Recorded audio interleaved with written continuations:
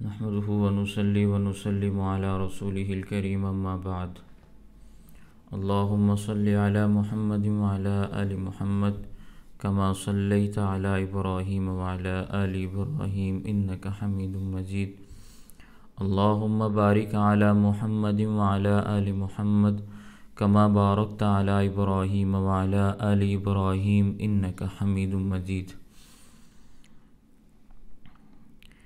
ہماری تراویح کے متعلق گفتگو چل رہی تھی اور تراویح کے متعلق میں نے آپ کے سامنے دلائل کا تذکرہ بھی کیا تھا، عقلی وجوہات بھی بیان کی تھیں اور مسائل کو میں نے آپ کے سامنے بیان کرنا شروع کیا تھا تراویح کے حوالے سے۔ تو آج کے سبق میں بھی میں کچھ تراویح کے متعلق باتیں آپ کے سامنے عرض کرتا ہوں۔ اللہ تعالی ہمیں درست بات کہنے کی اور اس پر عمل کرنے کی بھی توفیق عطا فرمائے۔ عام طور پر تراویح کی نماز میں یہ دیکھا جاتا ہے کہ تراویح پڑھانے والے یا انفرادی طور پر پڑھنے والے، مثال کے طور پر جو خواتین انفرادی تراویح پڑھتی ہیں یا وہ مرد جو نماز کی امامت کرواتے ہیں، ان میں عام طور پر یہ عادت ہوتی ہے کہ وہ شروع کی رکعتوں میں قرآن کریم کو زیادہ پڑھتے ہیں، بہت زیادہ قرآن کریم کو کھینچتے ہیں اور آخری رکعتوں کو تھوڑا تخفیف کے ساتھ، نرمی کے ساتھ اور مختصر انداز میں پڑھتے ہیں۔ تو یہ بات یاد رکھیں کہ تراویح کی نماز میں تمام کی تمام رکعتیں رکوع اور سجدے برابر ہونے چاہیے، تراویح کی تمام رکعتیں بھی، اور ہر رکعت دوسری رکعت کے مقابلے میں، یعنی ایک جو تراویح کی نماز ہوتی ہے وہ 2 رکعت پر مشتمل ہوتی ہے نا، تو وہ دونوں رکعتیں بھی اور بقیہ 18 رکعتیں بھی ان پہلی 2 رکعتوں کے برابر ہونی چاہیے۔ پھر رکوع اور سجدے بھی متناسب ہونے چاہیے، برابر ہونے چاہیے، اس لیے کہ صحیح مسلم کے اندر نبی کریم صلی اللہ علیہ وسلم کی نماز کا تذکرہ موجود ہے۔ صحابہ فرماتے ہیں کانت صلاۃ رسول اللہ صلی اللہ علیہ وسلم قریبا من السوا، یعنی نبی کریم صلی اللہ علیہ وسلم کی نماز بڑی معتدل ہوتی تھی۔ اگر قیام لمبا ہوتا تو رکوع اور سجدہ بھی اسی کے مناسب ہوتا تھا، اور اگر قیام مختصر ہوتا تو رکوع اور سجدہ بھی اسی کے بقدر ہوتا تھا۔ لیکن آج کے زمانے میں لوگ قیام لمبا کرتے ہیں، رکوع اور سجدے مختصر کرتے ہیں، قعدہ بڑا ہی مختصر ہوتا ہے۔ تو اعتدال کے ساتھ نماز پڑھنی چاہیے۔ اگر مختصر نماز پڑھانے کا یا پڑھنے کا ارادہ ہے تو قیام بھی مختصر ہونا چاہیے، رکوع اور سجود بھی مختصر ہونے چاہیے۔ اسی طرح تراویح کے اندر اور پھر اسی طرح کی ترتیب شبینہ کے اندر بھی ہونی چاہیے۔ ہمارے ہاں تراویح کے اندر رمضان کی راتوں میں جو شبینے چلتے ہیں قرآن کریم کو پڑھنے کے اعتبار سے نوافل کے اندر، تو اس میں یہ چیزیں دیکھنے کو آتی ہیں کہ ایک رات میں 10 پارے ہو رہے ہیں اور ایک رات میں 20 پارے ہو رہے ہیں یا ایک رات میں 5 پارے ہو رہے ہیں، تو اس میں قیام بہت لمبا ہوتا ہے۔ پھر پہلی رکعت کے اندر 3 پارے پڑھ لیے، دوسری رکعت کے اندر 1 پارہ پڑھا، اس طرح کی جو ترتیب ہوتی ہے اس کو شریعت کی نگاہ میں ناپسند شمار کیا گیا ہے۔ اہل اللہ، مشائخ، اولیاء اللہ وہ ہمارے لیے مستقل ایک دلیل شرعی ہیں۔ یہ میں اپنے اسباق کے اندر باتیں عرض کیا کرتا ہوں۔ اللہ تعالیٰ نے صراط مستقیم کی ان کو علامت اور نشانی قرار دیا ہے۔ اولیاء اللہ اس امت کے جو حقیقت میں اولیاء اللہ ہیں، بعض لوگوں کو تو لوگ ولی کہتے ہیں لیکن وہ ہوتے نہیں ہیں نا، تو جو اولیاء اللہ حقیقت میں ہیں، جن کو اہل دل کہا جاتا ہے، جن کو اہل اللہ کہا جاتا ہے، جن کے بارے میں حدیث پاک کے اندر یہ آتا ہے اذا رأوا ذکر اللہ، جب آپ ان کو دیکھتے ہیں تو آپ کو اللہ یاد آ جاتا ہے۔ میں ان کی بات عرض کر رہا ہوں۔ نہ کہ وہ لوگ کہ جن کو دیکھنے کے بعد انسان کو بدبو آئے، اسمیل آئے، کراہت آئے اور انسان وہاں سے بھاگنا شروع ہو۔ تو ان کا جو طرز عمل ہے وہ ہمارے نزدیک مستقل دلیل شرعی ہے۔ تو میں انشاءاللہ آپ کے سامنے اولیاء اللہ کے طرز عمل بھی بیان کروں گا، اور یہ بات بھی آپ کے ذہن میں ہونی چاہیے کہ اللہ تعالیٰ خوبصورتی کو پسند فرماتے ہیں، تو تراویح کی نماز کے اندر بھی خوبصورتی ہونی چاہیے، قیام میں، رکوع میں، سجود میں، قعدہ میں، ہر اعتبار سے ایک خوبصورتی پائی جانی چاہیے۔ اور خوبصورتی کب پائی جائے گی؟ جب متناسب قسم کی چیزیں، متناسب ارکان اس میں پائے جائیں گے، برابری کی چیزیں پائی جائیں گی۔ ایسا نہ ہو کہ ایک آپ نے قیام کو بہت لمبا کر دیا، ایک رکعت بہت لمبی ہوگی، تو اگلی رکعت میں 2-3 آیتیں پڑھنے کے بعد آپ رکوع میں چلے گئے۔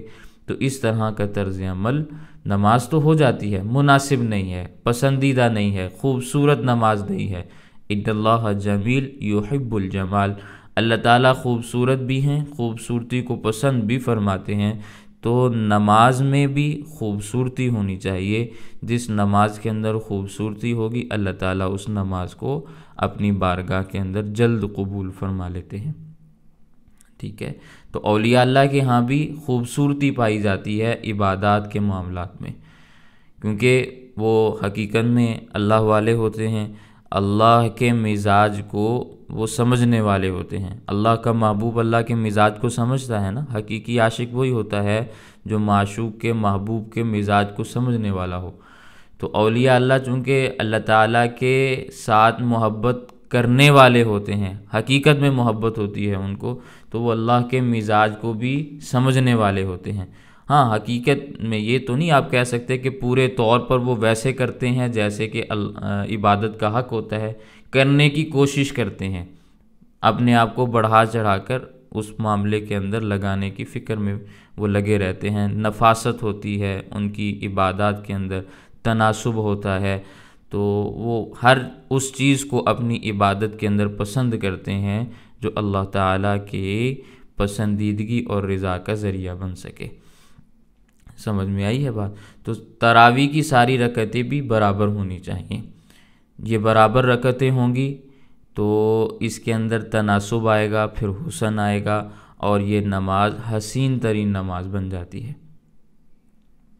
سمجھ میں آئی ہے؟ پھر یہ نماز حسین ترین نماز بن جاتی ہے۔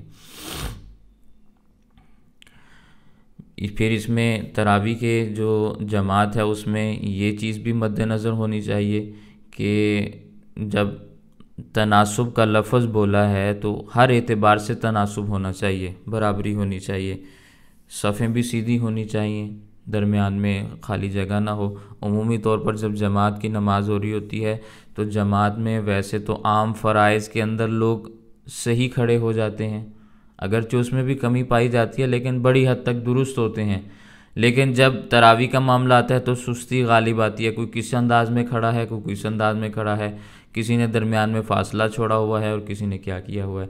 عمومی طور پر ہمارے اس معاشرے کے اندر ایسا پایا جاتا ہے۔ ابھی گرمی آ رہی ہے، پہلے زمانے میں جب گرمی میں تراویح لوگ پڑھا کرتے تھے تو انہوں نے ایک ایک بندے کا درمیان میں فاصلہ بھی چھوڑا ہوا ہوتا تھا، صرف اس وجہ سے کہ پنکھے کی ہوا لگتی رہے، تھوڑا سا پنکھے کے نیچے ہو کے کھڑے ہو جاتے ہیں۔ تو اس انداز کے معاملات نہیں کرنے چاہیے۔ دیکھنے والا جب دیکھے گا کہ یہ کس انداز میں عبادت کر رہے ہیں تو اس میں پھر حسن واضح نہیں ہوتا، عبادت میں بگاڑ آتا ہے۔ تو شریعت کی عبادات کے اندر تناسب بھی ہونا چاہیے، شریعت کی بتائی ہوئی عبادات کے اندر حسن اور خوبی بھی ہونی چاہیے، خوبصورتی بھی ہونی چاہیے۔ تو تراویح کے معاملات میں بھی ان تمام کی تمام چیزوں کی رعایت رکھنے کی ضرورت ہے۔ سمجھ میں آئی ہے؟ پھر جو تراویح پڑھانے والے ہوں ان کو مسائل کا علم بھی ہونا چاہیے، یعنی جب نماز کی امامت کروانی ہے تو نماز کے مسائل بھی آنے چاہیے۔ حفاظ عمومی طور پر صرف حفاظ ہی ہوتے ہیں عام طور پر، الا یہ کہ وہ کسی عالم سے مسائل شرعیہ کا علم حاصل کریں۔ بہت سارے حفاظ علم دین سے ناواقف ہوتے ہیں تو ان کو سجدہ سہو کے مسائل بھی نہیں آتے ہوتے، تو جو شخص مسائل سے واقفیت نہ رکھتا ہو اسے امام نہیں بنانا چاہیے۔ امام ایسے آدمی کو بنائیں جو عالم ہو یا عالموں کا صحبت یافتہ ہو، علماء کا تربیت یافتہ ہو۔ اگر یہ دو باتیں نہیں ہوں گی کہ وہ خود عالم ہو یا علماء کا تربیت یافتہ ہو، صحبت یافتہ ہو، تو وہ نمازوں کو خراب کرتا ہے۔ مردوں کی نماز بھی ایسے ہی خراب ہوتی ہے، عورتوں کی بھی ایسے ہی ہوتی ہے۔ سمجھ میں آئی بات؟ تو ایک مرتبہ رمضان میں ایک مسجد میں جانے کا اتفاق ہوا، گرمیوں کا رمضان تھا، تو حافظ صاحب نے ایک رکعت کے اندر آدھا پارہ پڑھا۔ اب ان کو یہ یاد ہی نہیں رہا کہ ایک رکعت ہوئی یا دو رکعتیں ہوئیں، ایک رکعت کے اندر اتنا پڑھ گئے اور پھر تھک گئے بیچارے، تو ایک رکعت پڑھا کے ہی بیٹھ گئے۔ اب مقتدی بھی بیچارے تھکے ہوئے تھے، انہوں نے بھی معاملے کو غنیمت سمجھانے کا بھی وہ بیٹھا ہے تو ہم بھی بیٹھ گئے۔ تو نہ امام کو یاد ہے نہ مقتدیوں کو یاد ہے، نہ امام کو یاد ہے نہ مقتدیوں کو یاد ہے کہ بھی رکعتیں کتنی ہوئیں۔ تو اس قسم کے معاملات جب امام کی طرف سے ہوتے ہیں تو وہ اسی وجہ سے ہوتے ہیں کہ وہ علم دین سے ناواقف ہے، اور مقتدیوں کی جانب سے اس وجہ سے ہو جاتے ہیں کہ وہ بیچارے تنگ آئے ہوئے ہوتے ہیں۔ تو عبادات سے لوگوں کو بھگانا نہیں چاہیے۔ عبادت کے اندر حسن اور خوبصورتی پیدا ہو تو لوگ عبادت کی طرف مزید راغب ہوتے ہیں، مزید راغب ہوتے ہیں۔ یہی 2-4 دن پہلے کی بات ہے، میں تذکرہ کر رہا تھا ترکی کے حوالے سے۔ میں نے وہاں ایک بات دیکھی کہ ٹائم جتنا ہمارے ہاں لگتا ہے اتنا ہی وہاں لگتا ہے، بلکہ وہاں کچھ زیادہ لگ جاتا ہے۔ وہاں تقریباً 2 گھنٹوں کے قریب وقت لگ جاتا ہے تراویح کے اندر۔ تو اگر کسی بڑی مسجد میں آپ جائیں تو واپس آتے آتے آپ کو 3 ساڑھے 3 4 گھنٹے بھی لگ جاتے ہیں۔ تو لوگ پھر بھی وقت نکالتے ہیں اور آتے اور جاتے ہیں۔ کیوں نکالتے ہیں؟ کیونکہ وہاں کی عبادات میں ان کو حسن اور خوبصورتی نظر آتی ہے، وہاں کی عبادات میں حسن اور خوبصورتی نظر آتی ہے۔ بڑا قابل تعجب معاملہ تھا جب شروع میں ہم وہاں گئے، حضرت سیدنا ابو ایوب انصاری رضی اللہ تعالیٰ عنہ کی مسجد میں گئے تو جمعے کی نماز تھی۔ تو جمعے کی نماز میں امام صاحب نے ایک آیت تلاوت کی اور رکوع میں چلے گئے، ایک آیت تلاوت کی اور رکوع میں چلے گئے۔ دوسری رکعت میں پھر یہ معاملہ ہوا، ایک آیت تلاوت کی پھر رکوع میں چلے گئے۔ تو میں بڑا حیران ہوا کہ بھئی یہ کیسا معاملہ ہے؟ کہنے کو یہ احناف ہیں اور طرز عمل ان کا بڑا عجیب ہے۔ تو پھر میرے ذہن میں یہ آیا کہ ہو سکتا ہے حضرت ابو ایوب انصاری رضی اللہ تعالیٰ عنہ کے حوالے سے کوئی ایک روایت ایسی آتی ہو جس کی وجہ سے ان کی مسجد میں یہ معاملہ ہوتا ہے۔ تو جب معاملہ دیکھا تو پتہ چلا ایسی روایت تو ان کے حوالے سے منقول ہے، اس لیے وہاں یہ معاملہ ہوتا ہے۔ لیکن جب اور جگہ جانے کا اتفاق ہوا، رمضان وہاں گزارا، تو رمضان میں بھی ایسا ہی معاملہ ہوا، رمضان میں بھی ایسا ہی معاملہ ہوا۔ ہر رکعت کے اندر ایک آیت پڑھتے ہیں اور رکوع میں چلے جاتے ہیں، کوشش کرتے ہیں وہ بڑی آیات پڑھنے کی، لیکن ان کے ہاں ہر دوسری آیت بڑی آیت شمار ہوتی ہے۔ تو ایک آیت پڑھتے ہیں، رکوع میں چلے جاتے ہیں۔ اب وہاں ایک آیت پڑھیں اور رکوع اور سجدہ کر لیں تو تراویح میں اتنا ہی وقت لگے جتنا ہمارے ہاں 1.5 پارہ اور 2 پارے پڑھ کے وقت لگے۔ ان کے ہاں وقت بھی اتنا لگ رہا ہے، ہمارے ہاں بھی اتنا لگ رہا ہے، بلکہ ان کے ہاں زیادہ لگ رہا ہے، لیکن لوگ پھر بھی عبادت کے لیے کھڑے ہیں اور پوری 20 رکعت نماز تراویح پڑھ کے جاتے ہیں۔ اور پھر نماز کی ہر 4 رکعتوں کے بعد ان کو نغمے بھی سنائے جاتے ہیں۔ یہ بھی نہیں کہ کوئی اٹھ کے نکل جائے 8 رکعتوں کے بعد۔ ہمارے پاکستان ہندوستان سے جانے والے 8 پڑھ کے کھسک جاتے ہیں، وہاں بھی ایسا ہی کرتے ہیں، لیکن وہاں کے لوگ نہیں اٹھتے۔ پھر ان کو تراویح کی 20 رکعت کے بعد وتر بھی پڑھائے جاتے ہیں، وطروں کے بعد ان کو قرآن بھی سنایا جاتا ہے، تو لوگ سن کے جاتے ہیں، اذکار بھی کرائے جاتے ہیں، تسبیحات بھی کرائی جاتی ہیں، دعائیں بھی ہوتی ہیں۔ 2 دفعہ دعا ہوتی ہے، 2 دفعہ دعا ہوتی ہے، ایک دفعہ وطر کے بعد ہوتی ہے، ایک دفعہ تراویح کے بعد ہوتی ہے، اور ایک دفعہ جب تلاوت کا اختتام ہوتا ہے سب سے آخر میں پھر دوبارہ دعا ہوتی ہے۔ تو اتنا بڑا طرز عمل وہاں چلتا ہے تو وہاں کے لوگ نہیں بھاگتے، یہاں کے لوگ بھاگ جاتے ہیں، اس کی وجہ یہ ہے کہ ہم نے عبادات کے اندر سے حسن کو ختم کر دیا ہے۔ ہمارے ذہن میں یہ ہوتا ہے کہ ہم نے قرآن کریم مکمل کرنا ہے، بس جیسے کیسے بھی ہے بھگاؤ اس کو اور زیادہ سے زیادہ پڑھو۔ لوگ پڑھتے ہیں، پڑھیں، نہیں پڑھتے نہ پڑھیں، اس سے کوئی غرض نہیں۔ ہم نے 40-45 منٹ کے اندر تراویح کو مکمل کرنا ہے۔ تو یہ عبادات کے اندر حسن نہیں ہے، اس لیے ہمارے ہاں وہ طبقہ جو تراویح کو 20 مانتا ہے، اہل سنت والجماعت کا طبقہ ہے، وہ بھی تراویح نہیں پڑھتا، یا وہ بھی 8 پڑھ کے نکل جاتا ہے، اس لیے کہ ان کو اس عبادت کے اندر لطف نہیں آ رہا۔ تو پڑھانے والوں کو یا انتظام کرنے والوں کو ایسے انتظامات کرنے چاہیے۔ اللہ تعالیٰ ان کو توفیق عطا فرمائے کہ وہ ان عبادات کے اندر حسن کو واضح کر سکیں اور لوگ پھر عبادت کی جانب صحیح انداز میں متوجہ بھی ہو سکیں۔ سمجھ میں آئی ہے؟ تو رکوع اور سجود کو بھی بہترین انداز میں ادا کرنا چاہیے، اور جو قرات ہے اس کو بھی بہترین ہونا چاہیے، اور حالت قیام وہ بھی مناسب ہونا چاہیے، مناسب ہونا چاہیے، بہت زیادہ لمبا چوڑا نہ ہو۔ سمجھ میں آئی ہے؟ حضرت سیدنا امام اعظم ابو حنیفہ رحمہ اللہ کا تذکرہ جب میں نے پڑھا تو وہاں تو عجیب معاملہ ملا۔ امام صاحب تو بہت بڑے آدمی تھے نا، تو حضرت امام اعظم ابو حنیفہ رحمہ اللہ کے متعلق ان کی سیرت کے اندر سیرت النعمان میں آپ پڑھیں گے، آپ کو بات سمجھ میں آئے گی۔ وہ حضرات بڑی ہمت والے لوگ تھے، ہمارے اکابر، ہمارے اسلاف، ان کی ہمتیں بہت زیادہ تھیں۔ اب امام اعظم ابو حنیفہ رحمہ اللہ ہر رمضان میں 61 قرآن کریم ختم کیا کرتے تھے، 61 قرآن کریم رمضان کے ایک مہینے میں۔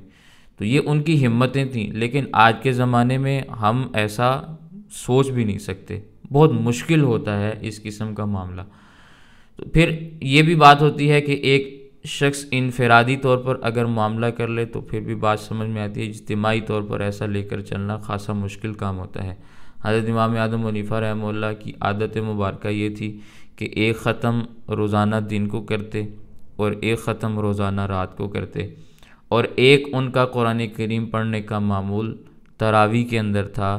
بڑی متناسب انداز کے اندر وہ تراویح کی امامت کروایا کرتے تھے، بڑے متناسب انداز میں وہ تراویح کی امامت کرواتے، لوگوں کو قرآن کریم سنایا کرتے تھے، تو پورے مہینے کے اندر ایک قرآن کریم وہ تراویح کے اندر ختم کیا کرتے تھے۔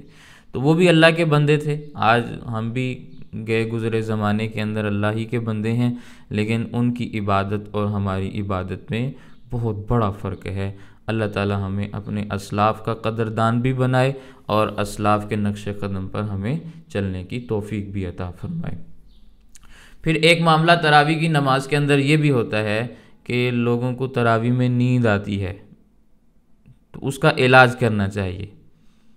جن کو نیند آئے نا تراویح کی نماز میں، قرآن کریم صحیح طور پر سنا نہ جا رہا ہو یا بار بار اونگ آ رہی ہو، تو اس کا سب سے آسان علاج تو یہ ہے کہ کالی مرچ رکھو اپنے پاس، وہ نیند بھگا دیتی ہے۔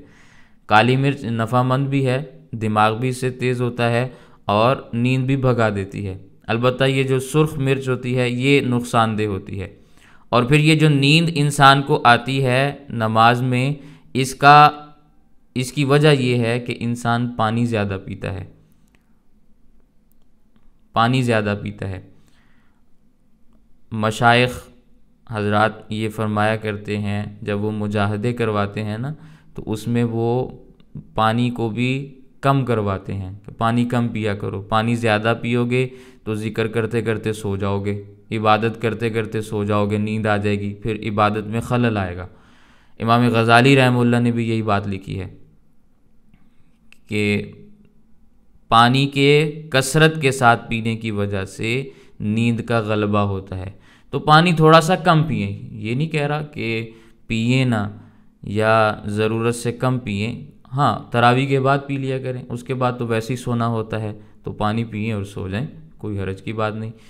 تو اگر نیند آئے تو ایک تو پانی کا استعمال تھوڑا کم کریں، بعضوں نے تو اپنے پاس رکھا ہوتا ہے پانی، تو حرج کی بات نہیں ہے، گرمیوں کا موسم ہو تو پانی ساتھ رکھنے میں بھی حرج نہیں، لیکن پھر نیند آتی ہے، جتنا زیادہ پانی پئیں گے اتنی زیادہ نیند آئے گی۔ تو یہ علاج کے لیے میں آپ کے سامنے بات عرض کر رہا ہوں، کوئی شرعی مسئلہ نہیں ہے کہ آپ نے تراویح کے دوران پانی نہیں پینا۔ امام بھی پی سکتا ہے، مقتدی بھی پی سکتے ہیں، لیکن اس سے نیند کا غلبہ ہوتا ہے۔ تو اگر پانی پینا ہے تو پھر ساتھ ساتھ مرچیں بھی کھائیں، ٹھیک ہے؟ تو پھر اللہ جل جلالہ نیند کو بھی بھگا دیں گے اور تراویح کی نماز بھی صحیح طور پر ادا ہو جائے گی، ٹھیک ہے؟ اور پھر یہ مشقت والی عبادت ہے نا، اسے مجاہدے والی نماز بھی کہا گیا ہے۔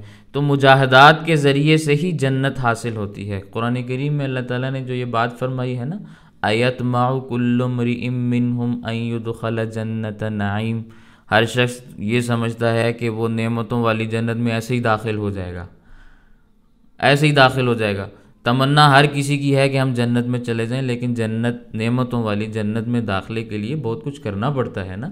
تو پہلے ایسے اعمال کرنے پڑیں گے کہ انسان جنت میں جانے کے قابل ہو جائے، اعمال کرنے پڑیں گے، مجاہدات کرنے پڑیں گے، تو پھر انسان جنت کے قابل ہوتا ہے نا۔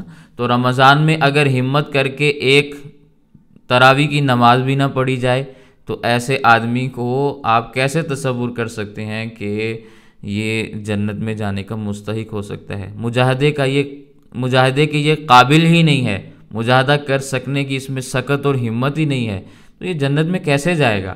اس لیے اس کا اہتمام کرنا چاہیے، انسان کو مجاہدات میں تھوڑا سا لگانا چاہیے اپنا، زیادہ نہ کریں کہ جس سے انسان کی طبیعت میں بہت عجیب و غریب قسم کے معاملات آ جائیں، لیکن کچھ نہ کچھ مجاہدے کی عادت ہونی چاہیے تاکہ انسان کو پتہ چلے کہ ہم عبادت کر رہے ہیں اور اللہ کی عبادت کر رہے ہیں۔ سمجھ میں آئی ہے؟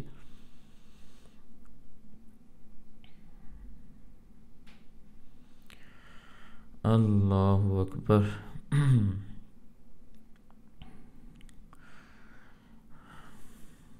حضرت مولانا محمد یوسف بجنوری رحمہ اللہ ہمارے اکابر اور اسلاف میں بزرگ گزرے ہیں، ان کا تذکرہ میں آپ کے سامنے عرض کرنا چاہتا ہوں، جو حضرت حکیم الامت مجدد دین و ملت مولانا اشرف علی تھانوی رحمہ اللہ کے حوالے سے ہے۔ حضرت فرماتے ہیں کہ مجھے بڑی تمنا تھی کہ تراویح کا جو طریقہ اسلاف کے ہاں تھا اور جس کا تذکرہ فقہ کی کتابوں میں پایا جاتا ہے، میں اس کو عملی طور پر کہیں دیکھوں بھی، لیکن کہیں دیکھنے کا اتفاق نہیں ہو رہا تھا۔ جہاں بھی دیکھا کہیں لوگ حد سے آگے گزرے ہوئے ہیں اور کہیں حد سے پیچھے ہٹے ہوئے ہیں۔ یہ میں اپنی رائے آپ کے سامنے نہیں عرض کر رہا، حضرت مولانا محمد یوسف بجنوری رحمہ اللہ کی رائے ہے، جو بہت بڑے محدث گزرے ہیں۔ تو وہ فرماتے ہیں کہ میں 1 سال پھر تھانہ بھون کی خانقاہ میں چلا گیا، رمضان کے شروع سے لے کر آخر تک میں نے وہاں قیام کیا حضرت حکیم الامت مولانا اشرف علی تھانوی رحمہ اللہ کی خدمت میں۔ تو فرماتے ہیں حضرت نے قرآن کریم تراویح میں خود سنایا، چونکہ حضرت کا مزاج تھا کہ وہ ہر کام میں اتباع سنت کو مقدم رکھا کرتے تھے، تو تراویح کی نماز کو بھی انہوں نے مسنون طریقے کے ساتھ ادا فرمایا۔ ایک بات بھی ایسی وہاں سے سرزد نہیں ہوئی جو شریعت کے خلاف ہو۔ اس لیے پھر حضرت فرماتے ہیں کہ میں نے مناسب یہ سمجھا کہ میں حضرت تھانوی رحمہ اللہ کے ہاں جو کچھ میں نے دیکھا میں اس کو لکھ دوں تاکہ اور لوگ بھی اس پر عمل کر سکیں اور سنت کی اتباع کر سکیں، کیونکہ سنت کی اتباع میں ہی اصل کامیابی ہے، دنیا میں بھی راحت ہے، دین کی بھی راحت ہے۔ تو پھر حضرت مولانا یوسف بجنوری رحمہ اللہ نے کچھ گزارشات لکھی ہیں حضرت حکیم الامت مولانا اشرف علی تھانوی رحمہ اللہ کے حوالے سے، رمضان میں ان کے معمولات کیا تھے تراویح کے حوالے سے، تو وہ میں آپ کے سامنے عرض کرتا ہوں، آپ کو بھی بات سمجھ میں آئے گی کہ ہمارے اکابر کے ہاں طرز عمل کیا تھا۔ فرماتے ہیں کہ رمضان کے مہینے میں حضرت تھانوی رحمہ اللہ کے ہاں عشاء کی اذان کا وقت 8 بجے شروع ہوتا تھا، یعنی غروب آفتاب کے تقریباً 1 گھنٹہ 40 منٹ کے بعد، غروب آفتاب کے افطاری کے بعد 1 گھنٹہ 40 منٹ گزرتے تو عشاء کا وقت ہو جاتا تھا، یعنی 8 بجے ہوتے، وہ اپنے زمانے کے اعتبار سے کہہ رہے ہیں 8 بجے، جیسے آج کل 8 بجے وقت شروع ہو 8 بجے سے پہلے شروع ہو جاتا ہے، تو اس زمانے میں 8 بجے عشاء کی نماز کا وقت شروع ہوتا تھا، تو 8:45 بجے حضرت کے ہاں جماعت کھڑی ہوتی تھی۔ 8 بجے وقت شروع ہوا، 8:45 بجے جماعت کھڑی ہوگی۔ اب آپ اندازہ لگائیں کہ کتنا وقت ہے، یعنی کتنی تاخیر ہے عشاء کی نماز میں، کہ بہت زیادہ تاخیر نہیں کی کہ رات کو 12 بجے تراویح کے لیے نکلے ہیں اور عشاء کی نماز اور تراویح پڑھی جائے۔ پھر فرض حضرت خود پڑھایا کرتے تھے، رمضان کے مہینے میں سورہ فاتحہ کے بعد چھوٹی صورتیں پڑھا کرتے تھے، جیسے والتین والزیتون، الم تر کیف، یہ والی صورتوں کی تلاوت کیا کرتے تھے۔ اکثر عادت یہی تھی کہ ان صورتوں کی تلاوت کرتے، کبھی کبھی سورۃ الشمس کی تلاوت بھی کر لیتے، لیکن فرضوں میں لمبی قرات نہیں کرتے تھے، مقتدیوں کی رعایت مد نظر ہوتی تھی، تو فرض خود پڑھاتے اور فرضوں میں قرات بھی لمبی نہ فرماتے۔ پھر تراویح بھی خود پڑھاتے۔ تراویح میں قرات میں نہ تو اتنی جلد بازی ہوتی کہ جیسے کہ آج کے زمانے کے حفاظ کا طرز عمل ہے کہ الفاظ بھی ٹھیک طریقے سے ادا نہیں ہوتے، اور نہ ہی اتنی آہستہ پڑھاتے کہ فرضوں کی قرات جیسی قرات ہو جاتی، جیسے فرض نماز میں قرات کی جاتی ہے، بلکہ فرضوں کی قرات کی بنسبت تھوڑا سا روانگی کے ساتھ پڑھتے تھے، تیزی کے ساتھ پڑھتے تھے، ہر حرف بہترین انداز میں اچھی طرح سے سمجھ بھی آتا تھا۔ اظہار اور اخفا جو قرات کے اندر کیا جاتا ہے اس کا بھی بہترین انداز میں اظہار وہاں پہ پایا جاتا تھا، اس کی بھی رعایت رکھی جاتی تھی۔ پھر تراویح میں شروع میں سوا پارہ پڑھتے، آہستہ آہستہ کم کرتے، اور 27ویں شب کو قرآن کریم کا اختتام ہوتا۔ اور حضرت یہ بھی فرماتے ہیں کہ رمضان کی تراویح میں رات کی عبادت میں، یعنی عشاء کے فرض، سنتیں اور تراویح اور وتر، اس میں 1.5 گھنٹہ یا اس سے تھوڑا سا کم یا تھوڑا سا زیادہ وقت لگتا تھا۔ یہ آپ اندازہ لگائیں، 1.5 گھنٹہ لگتا ہے کہ فرض نماز بھی ہے، سنتیں بھی ہیں، تراویح بھی ہیں، وتر بھی ہیں۔ ہر 4 رکعت کے بعد بیٹھتے بھی تھے، جس کو ترویحہ کہا جاتا ہے، اس میں 25 مرتبہ درود پاک بھی پڑھا کرتے تھے۔ یہ حضرت تھانوی رحمہ اللہ کا طرز عمل تھا۔ ہمارے ہاں تو دعا پڑھی جاتی ہے نا، تو دعا پڑھنا بھی ضروری نہیں ہے، یہ بات ذہن میں رکھیں کہ وہی دعا پڑھنی ہے، اس کے علاوہ جب ہم اس کو ضروری کہتے ہیں نا، بعض لوگ کہتے ہیں کہ بھئی یہی دعا پڑھنی ہے، تو بہت سارے لوگ کہتے ہیں بھی دکھاؤ کہاں سے یہ دعا تم نے نکال لی۔ تو اصل میں وہاں دعا مانگنا ہے یا ذکر اذکار کرنا ہے تو وہ کوئی سی بھی کی جا سکتی ہے، ضروری نہیں ہے کہ جو لکھی لکھائی دعا ہے وہی آپ نے پڑھنی ہے۔ تو حضرت تھانوی رحمہ اللہ کا طرز عمل تھوڑا سا جہر کے ساتھ درود پاک پڑھنے کا تھا۔ ترویحہ میں 25 مرتبہ درود پاک پڑھا کرتے تھے، ہلکی سی آواز بلند ہوتی تھی تاکہ لوگ متوجہ رہیں نا۔ تو پھر جب 20 رکعت تراویح ہو جاتی، اس کے بعد دعا مانگتے اور پھر اس کے بعد وتر پڑھاتے۔ جہاں جہاں اللہ تعالیٰ کے قرآن میں سجدے کی آیات آتی، وہاں کبھی سجدہ کرتے اور کبھی رکوع کے اندر چلے جاتے، کیونکہ مسئلہ یہی ہے نا کہ اگر آیت سجدہ آ جائے تو فوراً اگر انسان رکوع میں چلا جائے اور رکوع میں سجدے کی نیت کر لے تو سجدہ تلاوت ادا ہو جاتا ہے۔ تو عام طور پر ایسا ہی فرماتے، لیکن کبھی کبھار سجدہ بھی فرماتے تھے تلاوت کے دوران جب سجدہ آ جاتا تھا۔ اور عام معمول یہی تھا کہ سورہ اخلاص سے پہلے بسم اللہ الرحمن الرحیم جہراً پڑھا کرتے تھے۔